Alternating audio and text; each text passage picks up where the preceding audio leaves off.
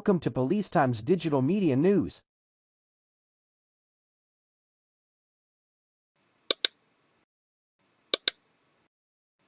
नमस्कार, आपण ऐकत आहात आजच्या पुण्यातील महत्त्वाच्या बातम्या. पुण्यात गेल्या रात्रीपासून सुरू असलेल्या मुसळधार पावसामुळे अनेक भागात पाणी साचले आहे. वाघोली, लोहगाव, लोणी काळभोर, मांजरी आणि हडपसर परिसरात नागरिकांना मोठ्या प्रमाणावर त्रास सहन करावा लागत आहे. काही ठिकाणी झाडे कोसळली असली तरी सुदैवाने कोणतीही जीवितहानी झालेली नाही.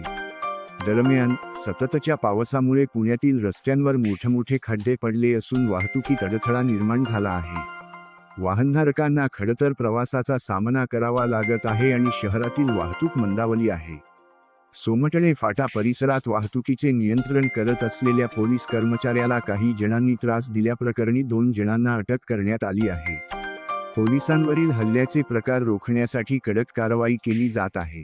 दरम्यान पुण्यात आयोजित लोल काश्मीर या पुस्तक चर्चासत्रादरम्यान काश्मीरी पंडित विद्यार्थी कृष्णा सप्राळ यांनी छळ झाल्याची तक्रार केली आहे. कार्यक्रमादरम्यान तसेच त्यानंतरही ऑनलाईन धमक्या आल्याचे त्यांनी सांगितले. याचबरोबर आयुष कोमकर हत्या प्रकरणाशी संबंधित आरोपी कृष्णराज आंदेकर यांनी समर्थ पोलीस ठाण्यात आत्मसमर्पण केले आहे. तुझं एन्काउंटर होणार आहे अशी धमकी मिळाल्यानंतर त्यांनी पोलिसांसमोर हजेरी लावली. हवामान विभागाने पुण्यासह राज्यातील काही जिल्ह्यांसाठी येलो अलर्ट जारी केला आहे.